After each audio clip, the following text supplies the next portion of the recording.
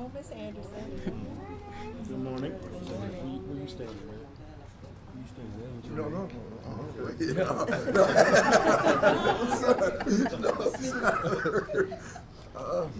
No, sir. You're good. All right, go ahead, Miss Anderson. Oh, I can start? Yes. Okay. My name is Alicia Anderson. I'm an incoming freshman, but I have graduated from Fort Dearborn Elementary School.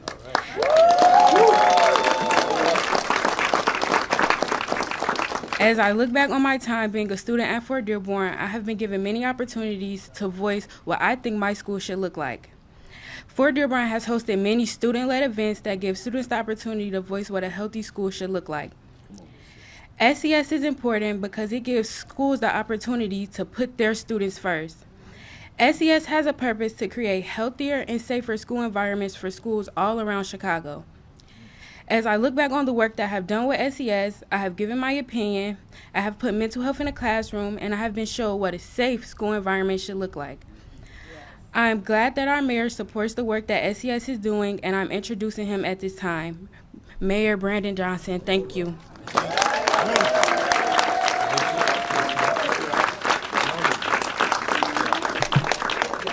Thank you, Miss Alicia Anderson. And let me just say, I have never memorized any of my speeches. So let me see if I can do this here. No, I'm not doing that.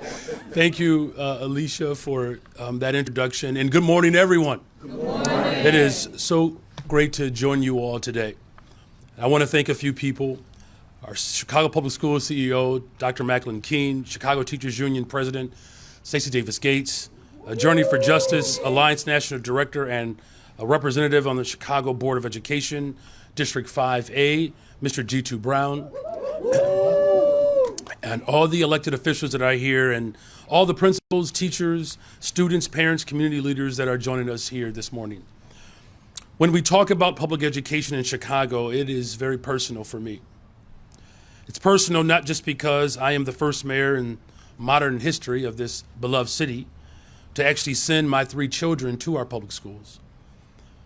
But it's also personal to me because I understand that public education at the expense of the state, after all, is a Negro idea.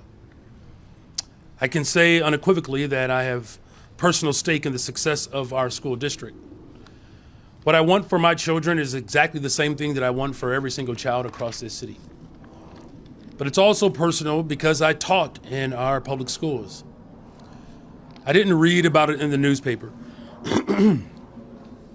I saw our school communities experience the highs and the lows firsthand.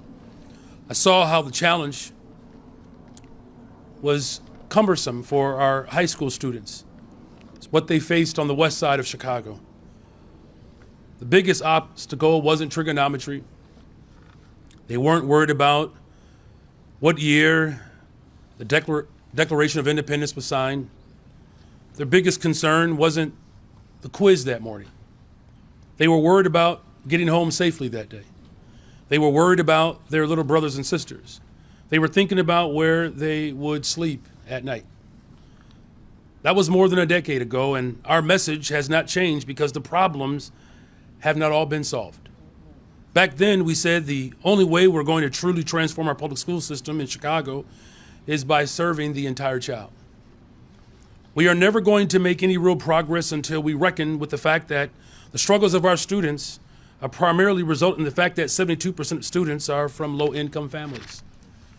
The overwhelming majority of our students are black and brown, and they come from poor and working-class communities.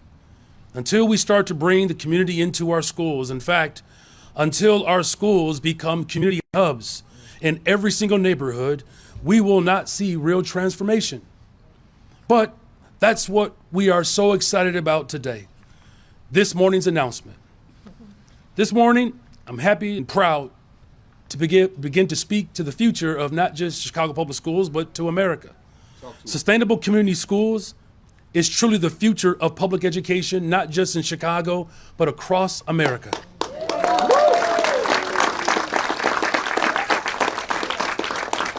Sustainable community schools provides wraparound services, resources, partnerships into our schools so that students and families have access to what they need every single day to thrive. And today I'm proud to announce that 16 more schools, almost double the current number of sustainable community schools, will begin to transform community schools in this coming year. This expansion will bring the number of SCS designated schools to 36. That means more mental health support, more mentorship programs, more community-oriented events, more access to resources for jobs, housing, continuing education, more of all of these things that we know actually work. And here's the beauty of sustainable community schools. This motto is a progressive, transformative motto. It's a grassroots approach towards education reform that is tailored to the needs of each in every individual community. No more top-down privatization in the Chicago public schools and across America. It is well past time that the community actually gets to dictate what the community needs, and that's what this announcement is about today. Because each and every community knows exactly what they need. They know what their school community should look like and can look like, so they get to drive the outcomes themselves. This is not a top-down, dogmatic approach. This is bottom-up, community-level change. When we talk about investing in people, this is exactly what we mean. And when we talk about investing in the root cause of violence, this is actually what we mean as well. I'm sure that many of you have seen July was the safest July that we've had in more than a decade. They said that a 15% reduction in homicides would be an ambitious goal. But if things went our way, we may be able to hit it. Well, we are now at a 32% reduction in homicides. We've reduced shootings by almost 40%. And so we're making the immediate interventions to bring down crime and violence, and as our communities have asked us to do. And certainly, we also need to make the long-term investments into the root causes of violence, and that's what we're doing today. Investing in public education is violence prevention. Investing in community-based organizations is certainly violence prevention. Making sure that our young people have after-school programs, summer jobs, this is all violence prevention. So I'm proud that even though we inherited a very jacked-up budget, and even though the corporate so-called reformers, or as Karen Lewis would call them, the deformers, have run our district's finances into the ground with nothing to show for it. Even though, just like our city's finances, we inherited a complete mess that none of us on this stage right now have had anything to do with creating it. We're still making the critical investments that we need to give our students the very best chance at success. And in closing, it's easy to make investments when there's billions of dollars coming from the federal government. It's even more difficult, though, when we don't have it, and it is even more critical. So to prioritize these investments when we're facing real fiscal challenges, this should be every indication that we're going to do whatever is necessary to ensure that every single family in this city has access to sustainable community schools. Yes. But the difference that we are experiencing today, we can say that leadership does matter. The leadership of our Board of Education, the leadership of our educators, the leadership of our workforce, the City Hall, we're all working together to fully fund our school districts, and we're calling on the state of Illinois to join us in this effort so that we can be a model for the rest of the world. 71% of residents in this state have made it very clear that they want more funding for public education. 91% said that every child in Illinois has a right to a quality public education. A right, not a privilege. With this type of enormous support, there should be no reason why we don't do everything in our power to ensure that Illinois shows up for Illinoisans. In fact, as much as I appreciate Illinois helping out people from Texas, the South Side and the West Side could use that same level of energy. Come on.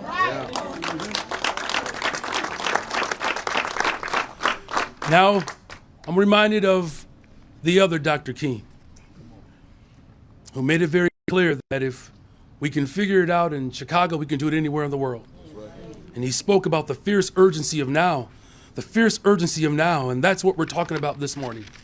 And so now, with a full formula funding model ramping up, we have an opportunity to do something that is right. And so with that being said, it also requires us to have right leadership. And so I'm grateful that we have a person who has been in the classroom for 12 years, a principal for 18 years, who's worked across multiple administrations. I'm not sure if there's ever been a more qualified person to lead our district in one of the most difficult times in our city's history than this woman. Please welcome to the podium our CEO of the Chicago Public Schools, Dr. Macklin King.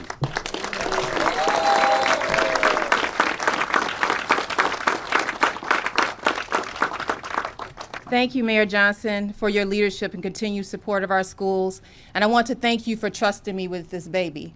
So this is the work that I just joined the fight 2 years ago, and I've been so welcomed by the village. And this truly is a village, and it's a work in progress that demands the commitment from all stakeholders.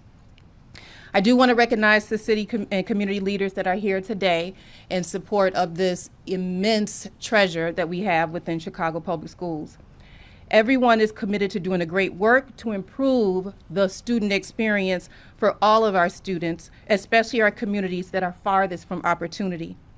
As a former CPS student, teacher, and principal myself, my training is that I believe that students can only succeed and learn when they are supported.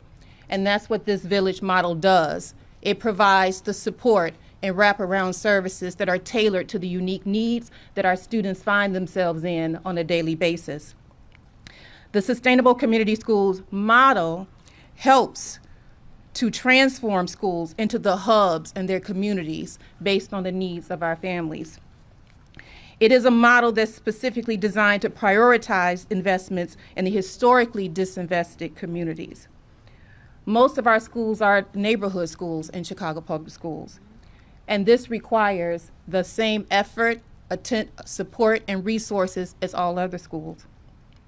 And we embed community partnership with Sustainable Community Schools, providing additional layers of supports to students, parents, principals, and teachers, and community as a whole.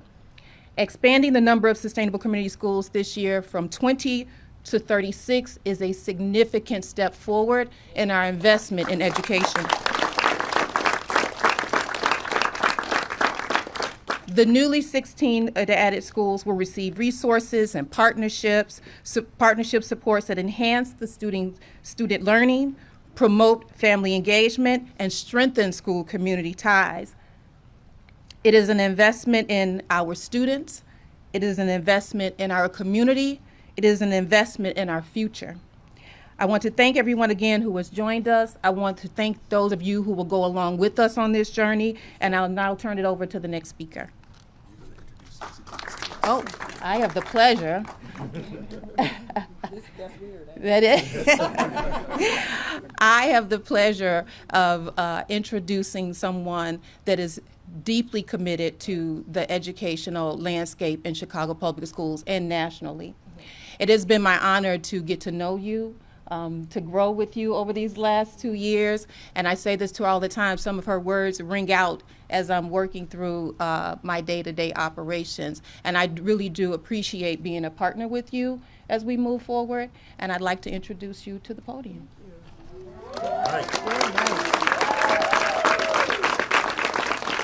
How's that for a Monday morning? The boss and the worker. And I think it's significant. The bosses. The bosses. And the workers. Where the workers? That's right, the workers, that's right.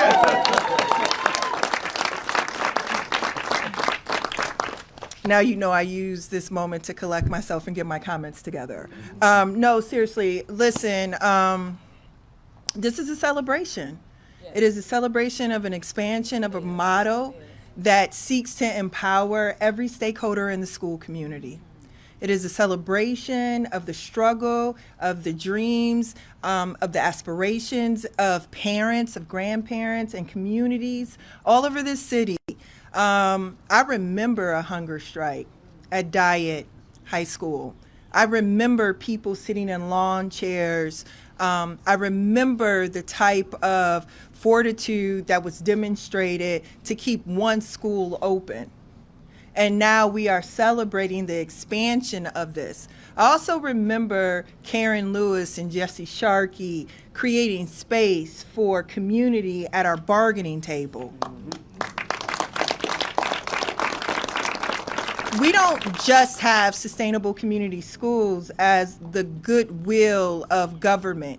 We have it because communities struggled for it, and the union said, we're going to struggle with you, and we're going to codify those aspirations, those dreams, and those demands in a collective bargaining agreement.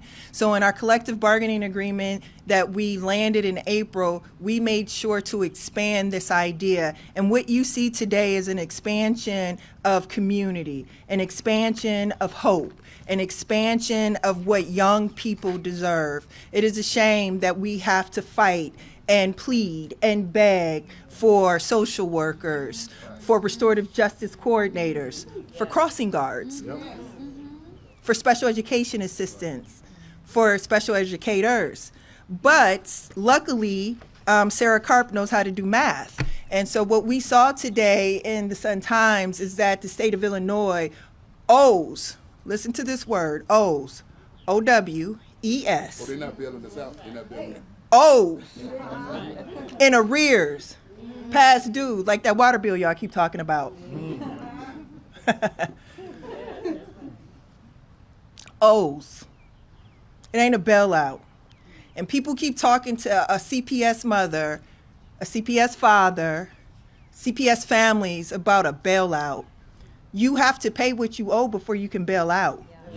And so it is time for us to clarify language, to redefine what this fight is and who it is for, and what it produces. See, the investment is in success because at Diet High School, there are boys who experience one of the greatest feelings in the world. They won a state championship.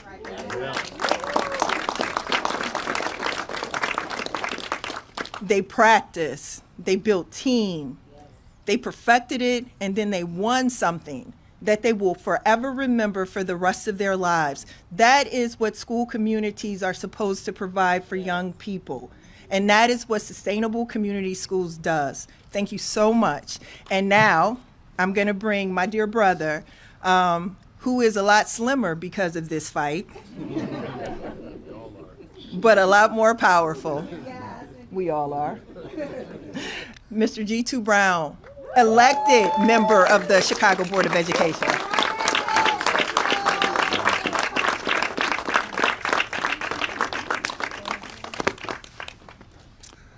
So I asked for a few sisters to come up here with me. I want to start with this quote: "A society that does not invest in its people betrays its people." 10 years ago, during this time, Diet High School was closed. But we were in the process of a 4-year campaign to not only save Diet, but to create a model that could expand not only through Chicago, but across the country. 10 years ago, a group of parents, teachers, community members had to starve their bodies for 34 days. We were rendered so voiceless as an active community that believed in public education, where you didn't have to beg to come to community meetings. We packed community meetings, that we built a vision for a school that the American Education Research Association said it was the best academic plan they'd ever seen. In absence of a plan from Chicago Public Schools, we built America's first sustainable community school. And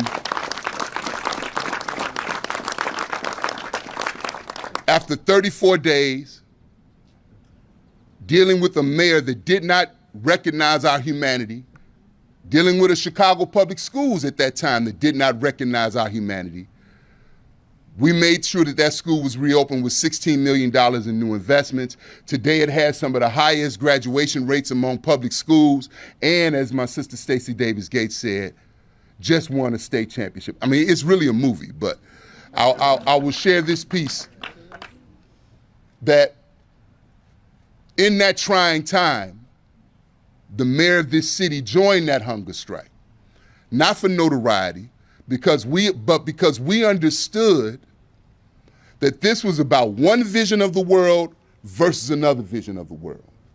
There was one vision that felt it was okay to close schools and put young people in harm's way and fire majority black teachers and disinvest in communities, because who are we really talking about? And then there was another interest that said our children are beautiful, our children are brilliant, we survive what most people can't even imagine on a day-to-day basis, and we are worthy of investment. Because as Reverend Jesse Jackson Sr. says, when the playing field is level, we excel.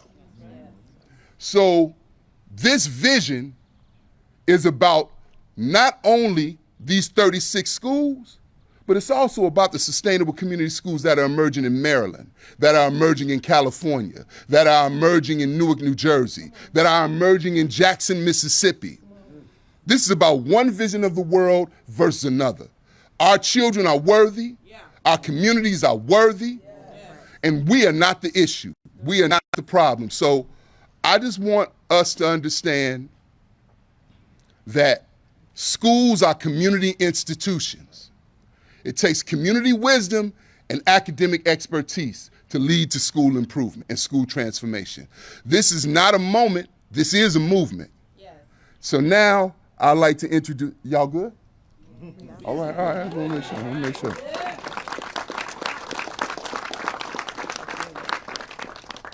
So I'm so thankful for the partners that we have in this fight, the struggle we've had to go through, over 160 schools closed in this community. But our vision is in a city that has purged over 300,000 black people since the year 2000, through the loss of affordable housing and through mass school closures. That's the value system that we've been up against. That's the belief system that we've been up against. But Brother Mayor, I got a dream of welcoming our people back to the city of Chicago. I have a dream of rebuilding our institutions that welcome our people back into our communities.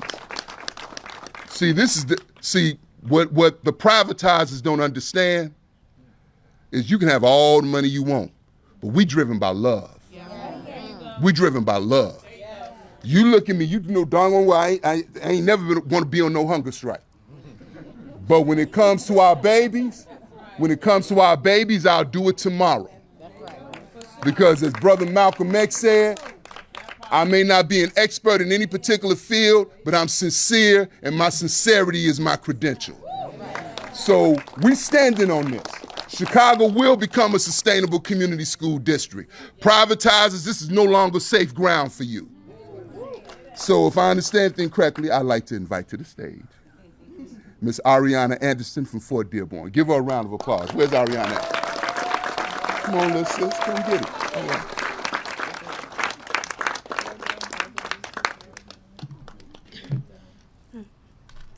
Hello. Wait, can y'all hear me? Hello, my name is Ariana Anderson, and I'm an incoming 8th grader at Fort Dearborn Elementary School. Throughout my years at Fort Dearborn, there have been many opportunities where I could voice my opinions as a student. Being a student ambassador at my school has given me plenty of opportunities to voice what I think my school should look like. SES is important because it helps schools remember that student voice is very important if you want to have a safe environment. They have meetings about how to incorporate mental health into the classroom and also put students first. I believe SES helps teach children about social and emotional learning, navigating their emotions in and out of a classroom. Being with SES, I have learned not just what student voice is, but also how it looks in and outside of a school. Now, I would like to turn it back over to our mayor. Thank you. Thank you.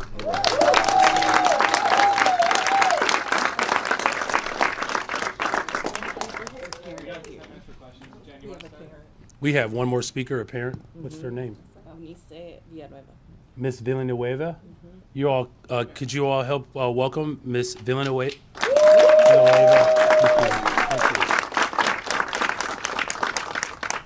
Buenos días para todos.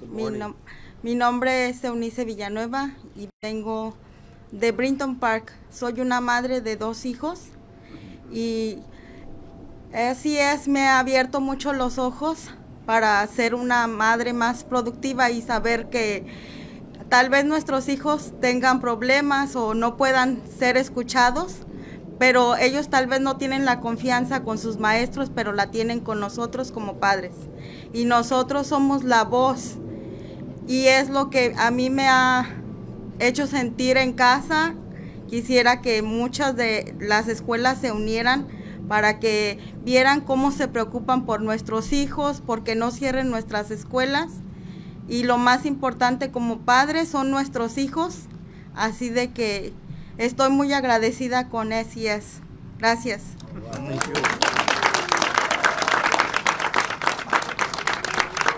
The parent's name I'll be translating is Eunice Villanueva, E-U-N-I-C-E, last name Villanueva. And she is a parent at Brighton Park Elementary. And she has realized that sustainable community schools has really opened her eyes to her ability to be an involved parent, to have a voice in the community, and to share it with others that what her school is doing is immensely positive for her students.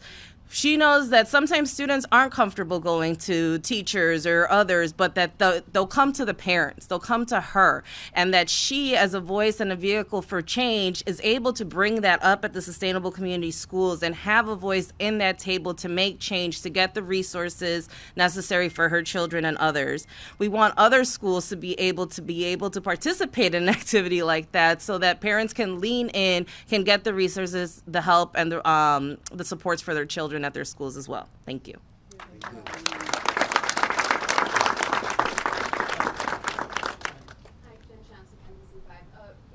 what would you say to parents who see the openings of these community schools in light of cuts that they've also seen at the district level? And I know that there was budget engagement just last month that are concerned that there's not going to be the resources to keep these going. I mean, the money from Springfield, I hear that many of you feel is owed, but it's uncertain that it's coming. And with the deficit, what would you say to parents that are concerned that schools like this will not have the resources to continue to operate? Well, look, those concerns are real, and this is not hearsay in terms of what the state of Illinois has, quite frankly, an opportunity to do. Right? This is not something that should be seen as a burden. As a father, I don't see my children as a burden, and the challenges, of course, that we are facing are severe. So here's what I can say is that as a collective, we're working to ensure that, this year's budget allows for these investments to be maintained. And we're going to need those same parents who are concerned, like all of us, to work with the General Assembly to ensure that we are fully funded as a district. Could you talk about the conversations that are happening at that level? Is it, Well, the conversations are ongoing, but, again, as what has been articulated, the resilience of the overall collective of our community, we certainly did not just walk away from a conversation when previous administrations ignored the will of the people. In fact, you can make the argument that we are the fruit and the manifestation of that resilience, right? So, look, it's going to take all of us to ensure that our schools are fully funded. 71% of the people of this state believe that our schools have to be fully funded, and that's the type of impetus and motivation that I believe that any elected official would want to have as we work to ensure that every single child has access to a high-quality education. You just mentioned that Diet High School just won a championship. Congrats on that. So how do you track the success of these schools? Is it championships, graduation rates, test scores? How do you know the schools are being successful? Well, the schools are successful when every single child has everything that they need. The success of a school is not just based upon a child's outcome. It's like, as a parent, how do you judge the success of a child without being able to have a conversation about what that parent has or possesses? So look, you can't separate the two, right? And so when all of our schools have social workers and counselors and psychiatrists and psychologists and class sizes that are manageable, when every single child has access to after-school programs and curriculum, and I understand the sincerity of your question, but it's that frame that has caused us to have disinvestment, right? Because it was those type of frames that justify shutting down black and brown schools. Here's another question. how do you measure the success of he didn't do nothing to nobody. He just, that be living his best life. Another question is, how do you measure the success of a political moment? Is it based upon how many schools they close? Is it based upon how many people are forced out of the city of Chicago? Right? And so, look, of course we want strong academic outcomes. We're all very proud as parents and educators when our children succeed. You know, I have an 8th grader, God bless him, he's going into geometry in 8th grade. I mean, I was a junior when I had geometry, right? I'm just saying, that's why I became a social studies teacher. But you know why my 8th grader is excited about the school year? It's because he knows that he is loved and supported there. That's what the people of Chicago deserve. That makes the difference. It makes an incredible difference. And so we measure our success based upon how well adults show up for children.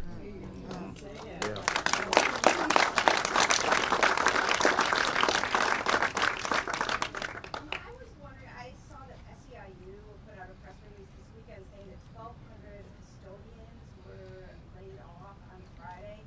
And I just wanted you to speak to how confident you are that the schools will still be clean, because that really does matter to students. No, it really does. And as you know, there's been an ongoing collective effort to make sure that, you know, we have well-paid staff and enough staff to be able to address the needs of all of our schools, school buildings. You know, look, as I said before, we inherited a really reckless, irresponsible budget.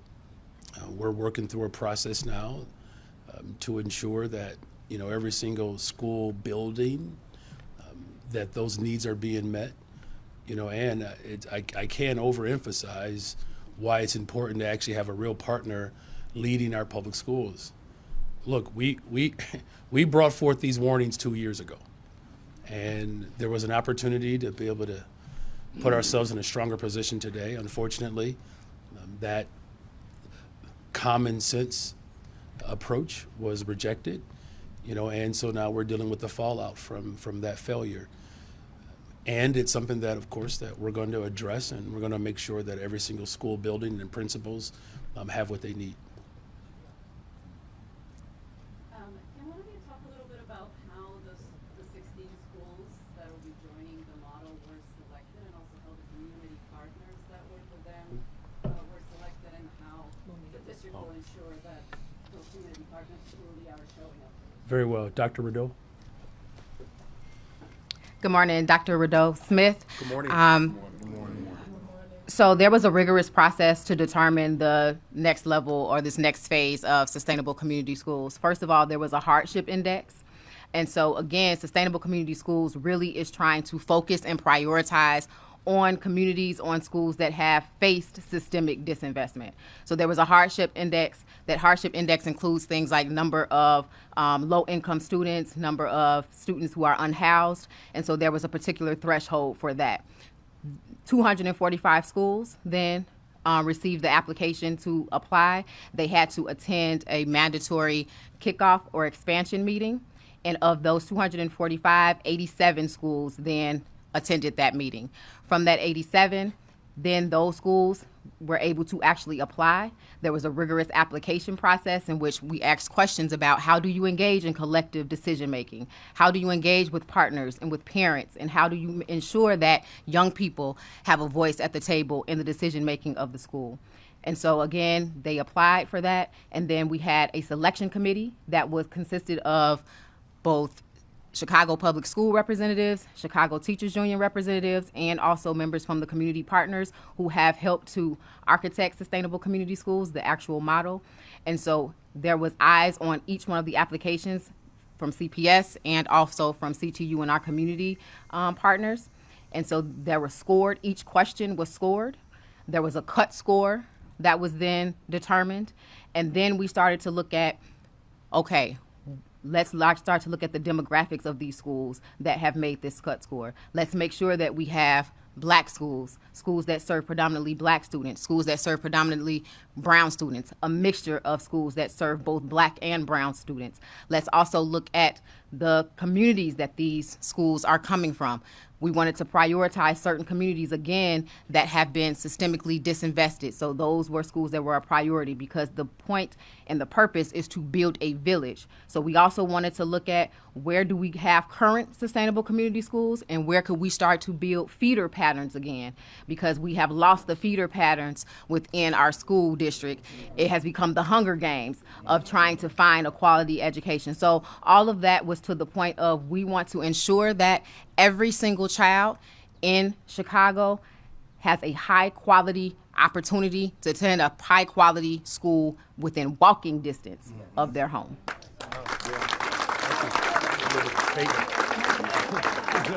I hope y'all got all that.